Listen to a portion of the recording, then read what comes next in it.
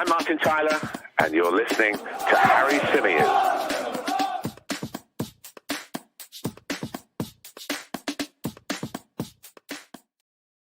Hello and welcome back to the Chronicles of a Gooner, the Arsenal podcast, part of the 90 Min Football Network. As ever, I'm your host, Harry Symeou, and on this edition of the show, we're going to be reacting to some of the fallout from the latest fans forum. We'll also be taking some of your thoughts and questions from the live chat box, and we'll be going wherever else the conversation takes us. A big hello to everybody joining us in the live chat.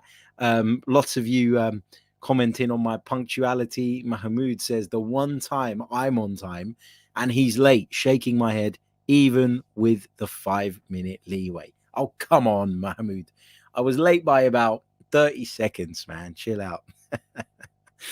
Let's see what else we've got. Owen is in the chat. He says, I'm so much more understanding when someone's late when I know they have kids. If this was Canton, I'd be losing it. Oh man, good stuff. And yeah, I can't blame the kids this time. I've done my best to stay as far away from them today as possible because I've just had a really busy, tiring day, and I had a really busy and tiring day yesterday. And you know, just sometimes you just can't face it. You know, dads, you will feel my pain. Sometimes you just can't face it. It's been one of those days where I had to make a reason to leave the house.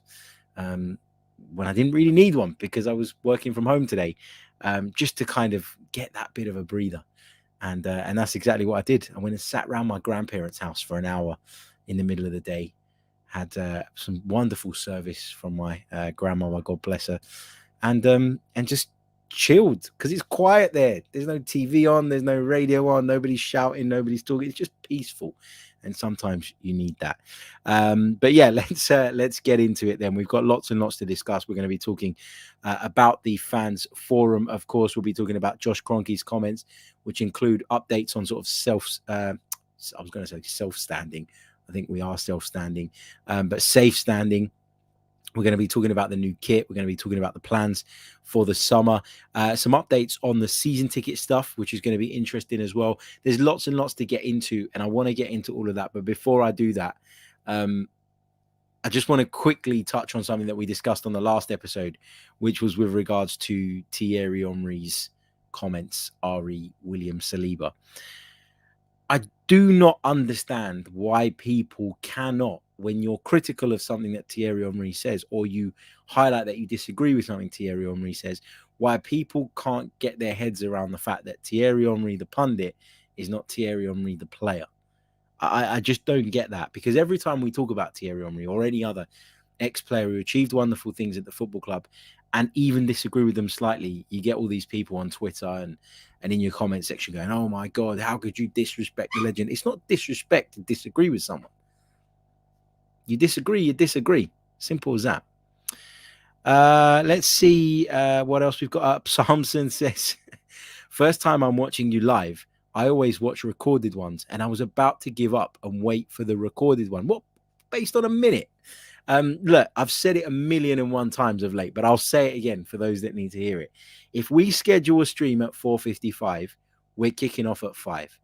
If we schedule a stream at 7:55, we're kicking off at 8. If we do it at 12:25, it's going to be 12:30. It's always 5 minutes before. And the reason for that is because so many of you tell me that you don't get the notifications when I go live. And so I want to give you guys the chance to get in and be here in the live chat. So that's the real reason. Okay, let's dive in then to the fans forum, in which a number of subjects were discussed. Now, there's a few threads on Twitter, Red Action, Peter Host, discussing what was said yesterday. The meeting was held at Highbury House with a few people in attendance, and of course Josh Kroenke was attending online. Just go through some of the comments that Josh made via this particular Twitter feed. Let me just bring it up on the screen for those of you that are watching the video. So Josh said, it's been a roller coaster of a season. I say that with a smile on my face. To think back to where we were after 3 matches, Mikel and the team have done an amazing job stabilizing the ship. I want to thank you guys for sticking with us through the ups and downs. He goes on to talk about the support both home and away and how it's been unbelievable. And he says that he can feel and hear a whole new level of connection, and that's going on around the club, and it makes a real difference. He then went on to talk about plans to strengthen the squad. He said, we've got plans in place to continue strengthening the squad. Now having the match day revenue and having fans back in the stadium has been great. We continue to provide whatever support we can for Mikel and continue to push the squad forward to achieve our goals. He also talks about the women's team. He says it's really exciting to see the women's team coming along as well. Arsenal continue to be at the forefront of that. It's great to see our team pushing for the league title. And he says that we're investing in new buildings for the women's team, and more matches going forward will be played at Emirates Stadium.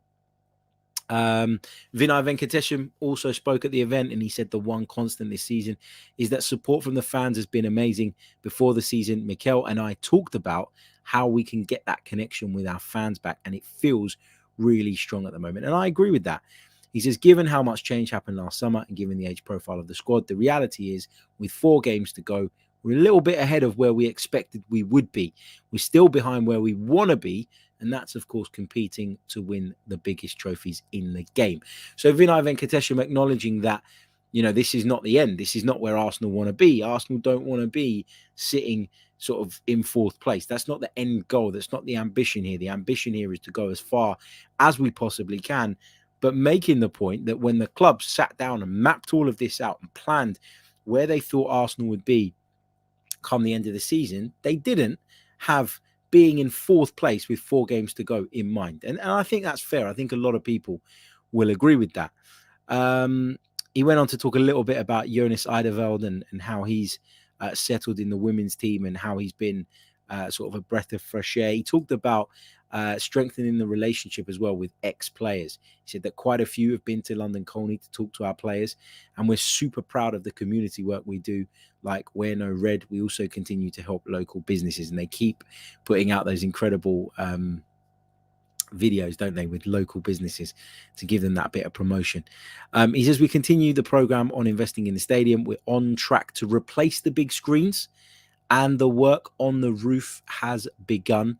But we're also working on how to speed up access to the stadium, which is interesting. We'll come on to talk a little bit about the stadium in a minute when we come to the safe standing bit, because I've got some opinions on that I'd quite like to share. He was also asked about the All or Nothing Amazon documentary, which is currently being filmed at the moment. Apparently, it's going to be 8 episodes. And Vinay said that there will be 8 episodes of the Arsenal All or Nothing series, and he said that he's seen 4 of them, and it's really good. It's going to be a real look behind the scenes. He says we're working on clarification on what happens at the FF and what happens on the advisory board. I'm not sure what that bit's in relation to. I'm guessing the fans forum and the advisory board, but forget that bit that I've added into the sentence. It didn't belong there. Apparently the most heated part of the meeting was the pushback around the partnerships with Socios and Rwanda. Peter says that the discussions around these were the most heated part of the meeting. And he says that Josh left the meeting early, but he did spend an hour with the fans as there was a game with his hockey team. They also went on to talk about some new bits and pieces with regards to the season tickets. Now, I really like this because I know a lot of people, a hell of a lot of people, in fact, that are Arsenal season ticket holders who just don't attend, who on the day of the game will go, I can't be bothered. I'm not going to bother today. I'm going to sit at home and watch it on TV. Oh, I didn't realize this one was on TV, so I'm going to stay home and watch it. And that drives me absolutely mental. Look, if you don't want to go, you don't have to go. But there are tons and tons of people that do want to go, and tons of people that could benefit from picking up those tickets on the exchange or whatever. I've had a couple of games this season. I think I've had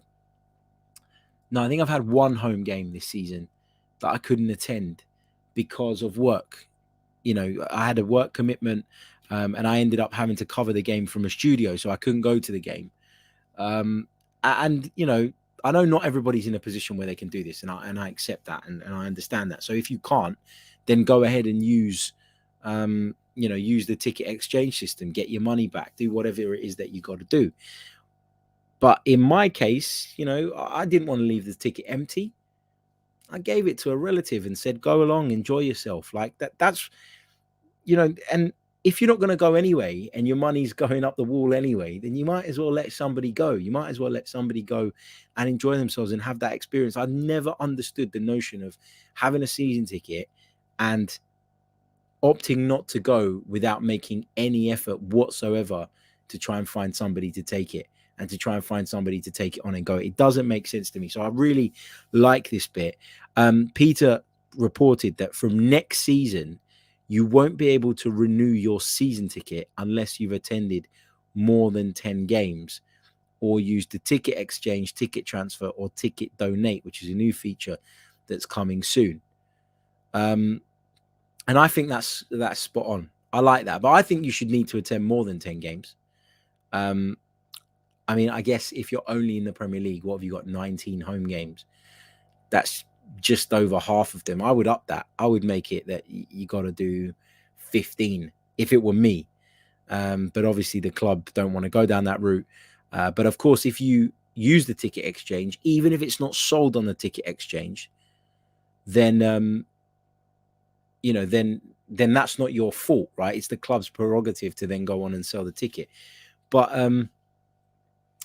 if you at least make the effort, then that will count as you attending. So I think that that's something that I welcome. I'd really like to see that, because the whole empty seats thing, it does irritate me, particularly when there's so many people, that want to come. There was a bit about the Pybury corner bit. I don't really know what that is about, so I'm not going to get too into that, because I don't. I don't really know what that is. Some of you are asking about, wasn't it missed 10 games a season on that bit? No, I thought it was that you had to attend 10, and I'm going by what Peter said. Hold on, let's is there anywhere else that we can clarify this? I think Askblog News done a piece on this, did they? Hold on a second, because I want to make sure that I'm giving you guys the right information. But I thought it was that if you attended less than 10 games, then you weren't allowed to renew it. I thought that made sense. Anyone else in the chat know anything about that? Hold on, let's have a look. Let's just quickly scroll through this piece and see if that is indeed the case. Talking about the socio scheme. I can't find it right now, but let me know in the chat. Hold on. So Peter says, now you're confusing me now. You guys are confusing me now. From next season, you cannot renew your season ticket unless you have attended more than 10 games. But I have heard from other people, and I think Tom Canton was speaking about this earlier, that if you miss 10 games, you can't renew it. Either way, whatever way it is, and I thought it was the other way. Then I've read Peter's, and I think it's the other way, and now I'm confused. So I will check that out and bring you some clarification on that. But regardless, you have to attend the bloody games. That's the point here, right? That's the point, that you can't be just leaving your season ticket unused and allowing people, I beg your pardon, allowing the ticket to go unused and then empty seats, whilst other people are desperate to go and don't get the opportunity as a result. So, yeah, that's interesting. It's something I welcome. They also talk about the fact there's 100,000 people still on the season ticket waiting list. That's incredible. Other points were around the song Angel by Louis Dunford. Is that going to be played around the stadium? Is that going to be our anthem? And Peter Host asked that, and the response was, we're very aware of the song. After some discussion, it seemed like most agreed that a song has to grow organically, but maybe it will be played after the Everton game. Yeah, look, I've said this as well, okay? I've said this on numerous occasions. Like, while I quite like the song and I quite enjoy it, and I think it would be a nice touch, it's not something that we're going to go, bang, that's our new anthem. We're going to belt it out at every game, in every stadium. It doesn't work like that. Things like this, they have to develop. They have to grow. They have to ingrain themselves in the culture, and then they will become a thing. Like, Liverpool fans didn't just wake up one day and go, oh, let's sing You'll Never Walk Alone, and that was that. equally, West Ham fans didn't just go bang, I'm forever blowing bubbles, and that was that. These things, they take time to catch on, and they take time to become recognizable or synonymous or connected to your football club. So yeah, anyway. Owen's put a question in that I can't read out on the show, but if you're in the chat box, check it out. You'll have a good laugh. Okay, so those are some of the updates. We also heard that the new home kit, is going to be launched a little bit later on this month, in around about a couple of weeks' time, which was interesting. And the other thing that I wanted to talk about was safe standing in the stadium, and a couple of other bits on the stadium as well. Now, safe standing, I'm all for it. I really, really am, because particularly in certain areas of the Emirates Stadium, we stand anyway. And actually, why not make it safer for us to do so? Why not facilitate the fact that we do it anyway, and that nobody bothers trying to stop us anymore because there's just simply too many people that do it? And yeah, why not go out and make sure that it's much more comfortable? Now, I've been recently to both Stamford Bridge and the London Stadium. Both times we were situated in areas of the stadium where safe standing is being trialed, and both times I actually found it quite nice to have that bar in front of me to be able to lean forward on. If you're not going to sit, which I don't at the Emirates, then I lean back. So I'm standing sort of with my arms folded and I lean back on my seat. If I am not, then, I don't mind leaning forward and resting on the bar. So either way, it gives you a bit of support, a bit of comfort, whether that's forward or backwards, whatever, it's up to you. But having those bars obviously gives us the ability to do that, and the ability to do that more comfortably. So listen, I'm all for it, seeing as we do it anyway. I do think standing atmospheres are better. I think that's why you get a better atmosphere in certain parts of Emirates Stadium than you do in others. It's part of it. And for me, I'm all for it. The other thing about the replacement of the screens, I think we've seen a couple of issues on the screens this season. One was blacked out one game, one of the home games. I can't remember who it was against, but that screen wasn't working, which was a nightmare. Sometimes you see a break up in the display, so I think that needs to be done, and Arsenal obviously working on that. With regards to like the decoration of the stadium outside, now we know that the old sort of images that they have and stuff around the stadium are going to be replaced because they're a bit washed out and they look like they've had better days, basically. I was thinking about this, like what I'd like to see go up there. And if it were me, now I know that this would be a much bigger investment and cost a hell of a lot more money and probably isn't going to happen as a result of that. I'd chuck screens up there. I really, really would, because I feel like if you put screens up there, you could constantly change what you put there. You could constantly change what you're showing there. You could even sell off, sponsorship against whatever it is that you're putting up there as well, and bring in more revenue for the football club and bring in more revenue in order to see us increase our spend and hopefully go on and be more competitive in the market. So there's lots and lots of things you can do, but obviously putting those screens there is a bigger investment. Will they recuperate that investment quick enough in terms of advertising revenue? Do they think that's possible? Do they think that's doable? That is down to the experts, not me. But it was just a thought that crossed my mind. I'd love to see the seats just resprayed. It's a pain in the arse looking at the stadium now, and I only really look. You notice it when you go to the games, of course. But a few weeks ago, I was filming at the Emirates Stadium with Premier League, and I was in the ground, in an empty ground, the day before the Manchester United game, just trying to see if I've got a picture that I can share with you guys. And there it really dawned on me how bad it is and how the colors vary in different parts of the stadium. It just looks cheap and just looks shit. So in my opinion, you got to do something. You got to take some pride in the appearance of our stadium. We're a huge and great football club, and I think you've got to take pride in your stadium. I really, really do. So I want to see the seats changed.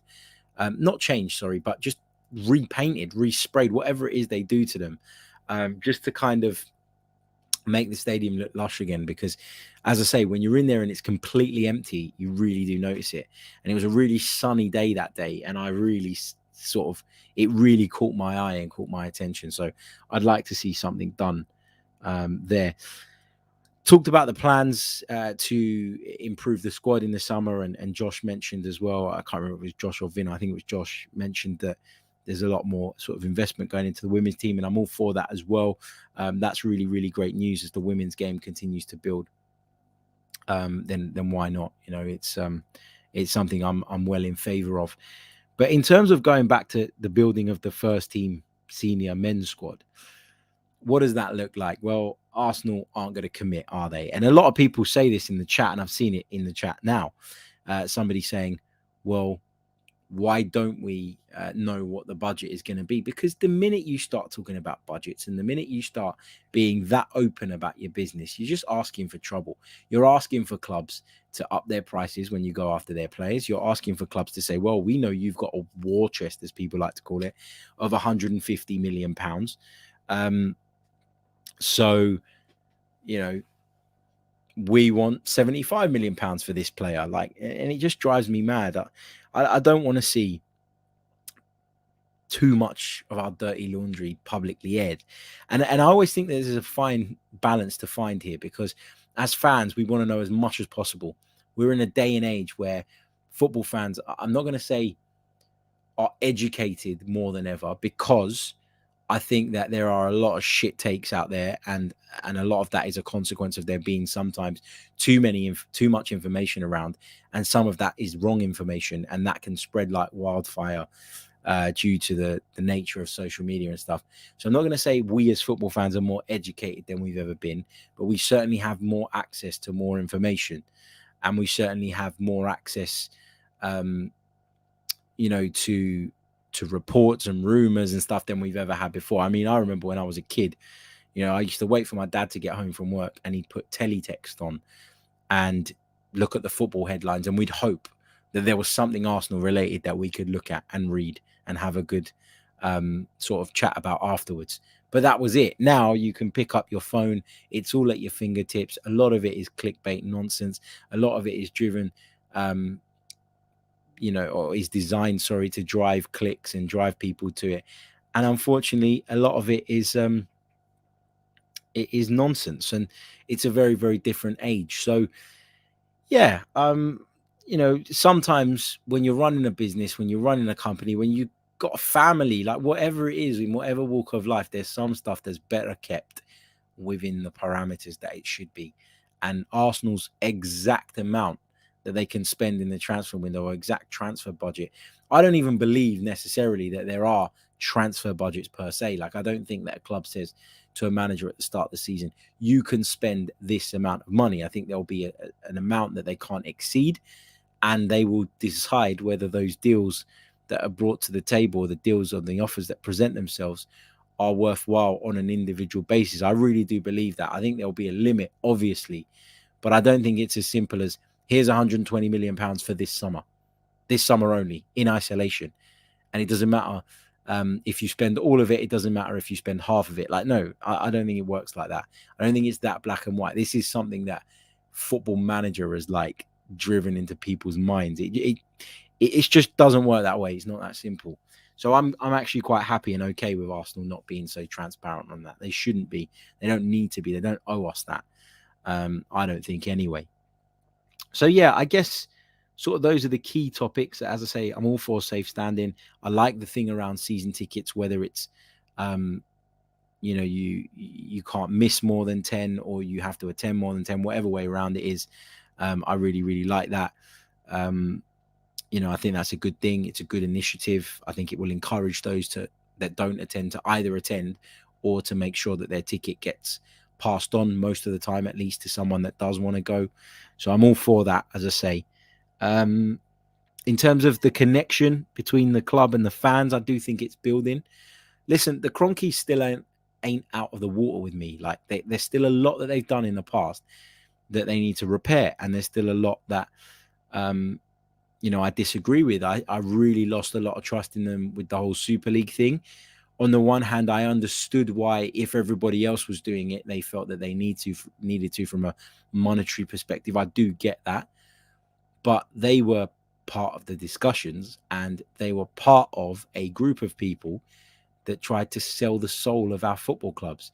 And so for that reason, you can't 100% be, all aboard and 100% believe everything they say, or be, a massive fan or lover of them, but you can accept, I think, that right now, particularly since they took full control of the club, things have changed a little bit. And with the appointment of Mikel Arteta, who seems to be at the driving seat of all of this and seems to be the driving force.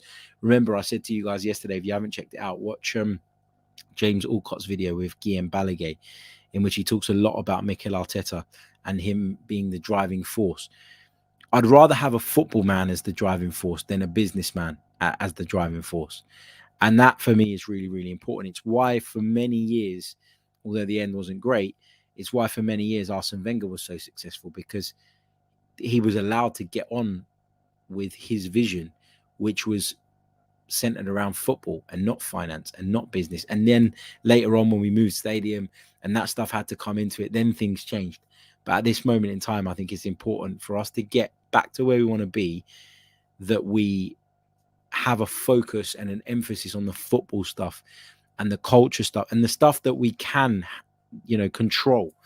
And I think that Mikel Arteta has done a good job of sort of kicking out the bad eggs and rebooting us in a nice way. So yeah, I'm on board with that. Kroenkes, you still got to convince me. You still got to do more to show me that you are keen and desperate to take this club in the right direction. And it doesn't just come down to money spent. It comes down to appointing the right people, making sure that they're held accountable for their job, making sure that you are there to support a club that you are custodians of at this moment in time when it's necessary. So yeah, that's where I'm at. Okay, look, listen, going to take a few of your questions from the live chat box. So please do pop a few of them in. Just a quick reminder, if you haven't done so already, hit that like button and subscribe to the channel if you're new. Going to take a very, very brief pause, and then I'm going to take some of your questions from the live chat for the last sort of 10 minutes or so.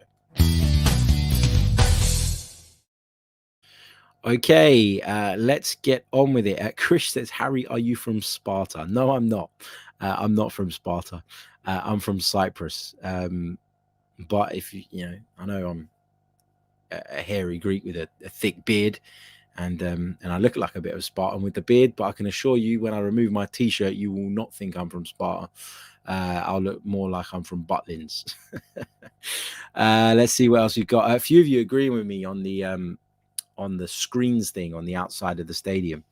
That would make sense, like from a commercial perspective as well. It will look modern and it will make sense from a commercial perspective too, I think. Craig Tanner says, thoughts on the safe standing allocation? Do you think they'll keep it a 1-to-1 ratio of seat to stand, or will they allow further ticket allocation, increasing attendance, being space dependent? Now, some people have been tweeting today that actually it's going to see the allocation, I beg your pardon, the attendance, wrong word again, the capacity slightly reduced. Now, I don't really know how that works, because I think that there's more space when you're standing. And I think that, often, particularly at away games, you see more people bunch into rows than there are seats. But I don't know, I don't know how it's going to work, right? Because so at the moment, when you go to the stadiums, when you go to the stadiums that are currently trialing it, so as I say, recently I've been to Chelsea and to West Ham, who are both doing it.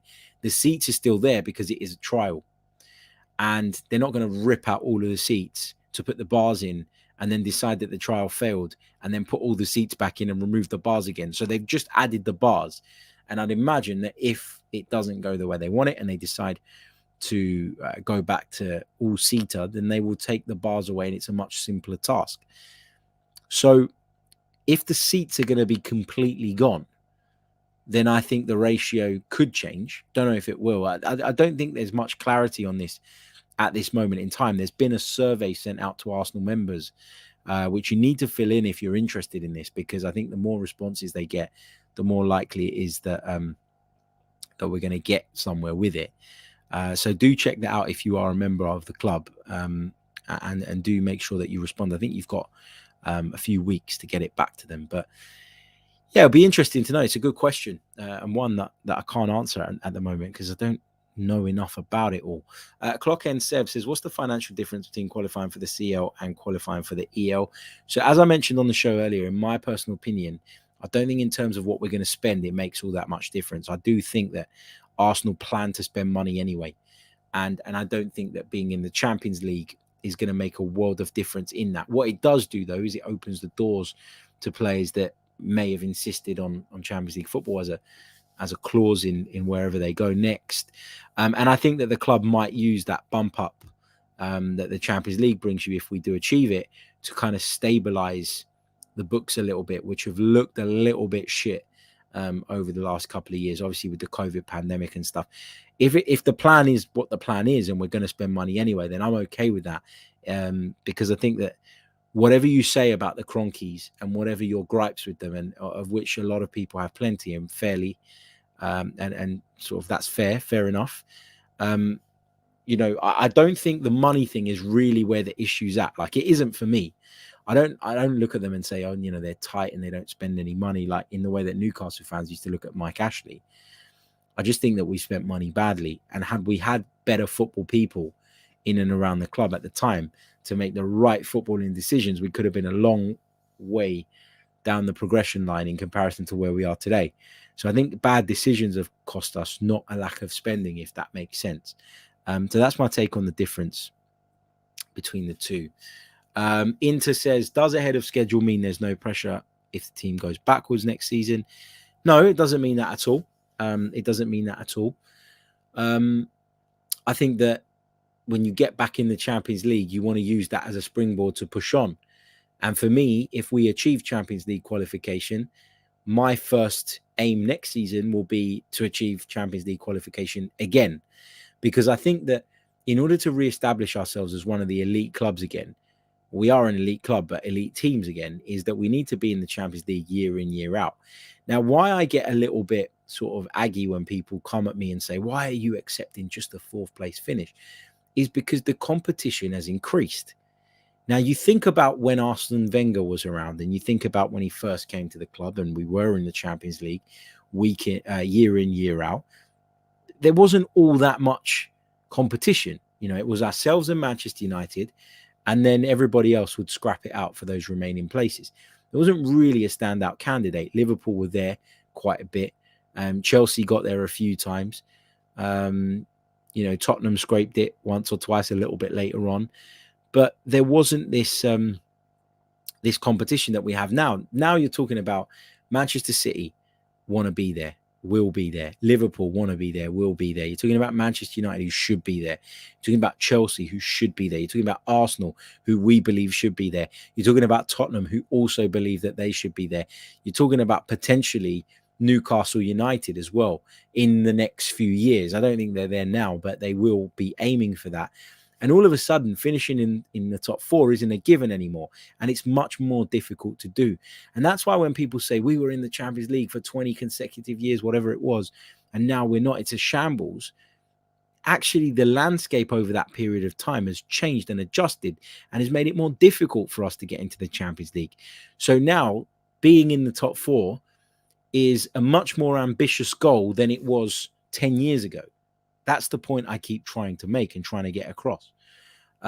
So for me, in order for Arsenal to continue in the right trajectory and to continue to develop and to continue pushing forward, I think that we need to be in the Champions League consistently. Now, that isn't an easy target. It's not easy to achieve given what I've just explained. But I think it's important, and I think it's got to be the goal, and it's got to be the aim. So that's where I'm at. You know, I think that there is obviously, when you achieve something, the pressure increases. Does it buy you goodwill? Yes. Does it buy you brownie points? Yes. Does it buy you a bit more time in some instances, particularly as a manager? I think it does. But the flip side of that is that with great achievements come far greater pressures. And you think about Mikel Arteta coming in December when he joined the club, and then taking us on to win the FA Cup in the COVID season. that raised the level, didn't it? That everybody thought we were going to be at. And I think that was a hugely contributing factor in why people felt that last season, which it was very underwhelming. And as I say, it was underwhelming. But the fact that we'd won the FA Cup, it had almost accelerated in a lot of people's minds how good this team are and where this team were in terms of their development. Look at how many players that were in that team are no longer part of the sort of starting 11 anymore. There's a lot. There's a fair few of them. And that shows you that we were right at the beginning of the process. And now when we can't compare objectives that we had under Arsene Wenger in 2008, 2009 to the objectives that we have now, because they're incomparable, because the landscape is different, right? And that's a really key point, I think. What else have we got? Lots of you sort of commenting on that point. Here we go. Matt Bwenguzi says, why do you hate TT so much, referring to Thierry Henry? I don't in the slightest. I just don't think he's a very good pundit. I love the guy, and I'd love to sit down and talk to him about his career and about some of the excellent stories from his career and about what it takes mentally to be an elite level athlete and perform at that level week in, week out and become one of the all-time greats. But I don't care for much. I don't care much for, I should say, his opinions on issues like William Saliba. And I didn't care much for when he was talking about the direction in which the club is going because it suited his agenda as part of Daniel Ek's consortium. So you'll have to forgive me for being able to separate Thierry Henry, the player, and the pundit. I think if a lot more people did that, you'd actually recognize and realize that while some of what he says has credence, a lot of it doesn't as well. And there are a lot of, like, there's loads of people like that. Like there was, I get it. Some people say to me that what I say is complete and utter shit. And they make no bones about that. And they'll let me know on social media. Some of them even come and let me know when I go to Emirates. I've had people come up to me and say, you chat shit, on your podcast. Fine. You disagree. That's okay. You're allowed to disagree with me. You can still respect me as a person, even if you disagree with me. And this thing about, if you disagree with him, you must hate him. It's complete nonsense. It's this whole extreme culture world that we live in. Like you're either one way or the other, and you can't be moderate. You can't be in the middle. It drives me up the bloody wall. Anyway. Halo Mateus says, does the story and trajectory of Everton show how bad things can end up for Arsenal if things ain't going according to plan? Is it possible? I think that we were heading in the direction of Everton, not in the sense of we were going to get relegated, because while Arsene Wenger was at the club, we were never going to get relegated. He was that good, or at least good enough to maintain a certain standard. Now that standard gradually dropped, didn't it, over a period of time? Some of it through no fault of his own, given the circumstances under which he was working. But what I mean by the fact that we were on that same path is that we were overpaying for players that simply weren't worth it, that we were running out of ideas in the transfer market, that we didn't really have a manager that was moving with the times. And all of a sudden, you can quite quickly fall into this spiral and be sucked up into it and end up somewhere like where Everton are. So there's always that danger. There's always that worry. But I don't feel like we're moving that way under Mikel Arteta. Let's see what else we've got. Juno says on Henry's comments that he always finds the timing of them a little bit off. Yeah, I mean, it's like, if it were me, right, if I were a pundit and I was standing there and somebody asked me about William Saliba and the situation at Arsenal, I don't think it would be fair to overlook what's happened in the past. So I would probably say something along the lines of, look, and Henry did say a lot of this. I would say something along the lines of, look, he's come here, he's done brilliant things, he's looking really good, he looks much improved. I think he's proven to everybody at Arsenal that he has something to offer. He's had call-ups from the French national team, which tells you all you need to know. He's been nominated for the Young Player of the Month award in Ligue 1. He is definitely on the right path. Now It's between him and Arsenal to thrash out what happens with his future and whether or not he has a future at that football club. But it's the way he tries to dramatize the situation in some of the phrases and some of the terminology that he uses to make it out like, I really feel for him. I don't know what happened. Like, it's like he tries to make it a bigger deal than it actually is. And a lot of pundits do that. And it goes back to what I was saying on the show earlier today. These are people who are being paid to generate sound bites. That's what they're doing. I've seen it a lot lately. I've seen there be a massive shift in media from maybe live concurrent listeners to clips, shorts, breakdowns of longer form content that can be chucked up on YouTube with an interesting headline and go viral just like that. Can be posted on Twitter, where you're only allowed to put 2-minute 20 clip tops.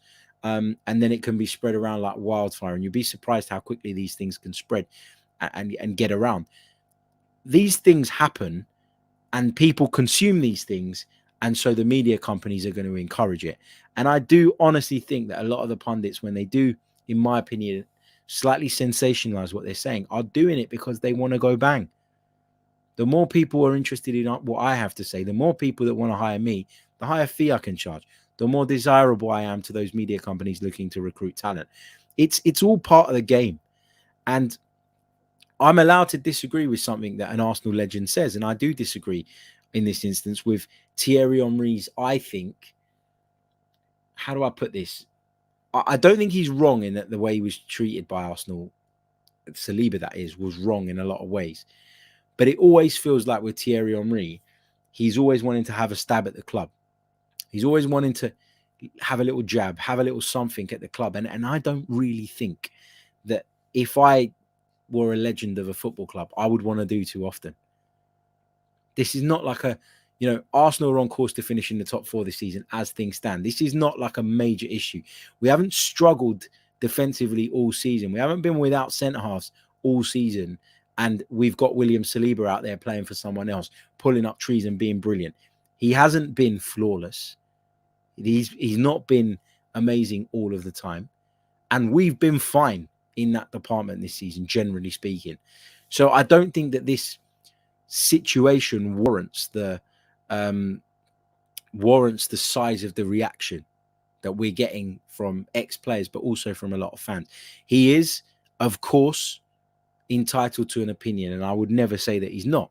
Everybody is. Everybody that invests anything, whether that be time, emotion, whatever, into this football club, money, then you are within your rights to have an opinion. But I think when you've got his platform, there's a greater responsibility to be well thought out in what you say, to be educated in what you say, and to not stir up crap when it doesn't really need to be stirred up. So that's my opinion.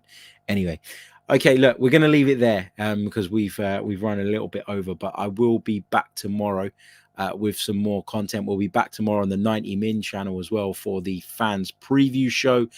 Looking forward to that, and we'll be looking ahead during that show to Arsenal's game against Leeds at the weekend, as well as Liverpool Spurs, which takes place on Saturday night. Big game for us, that one. So lots and lots to get into.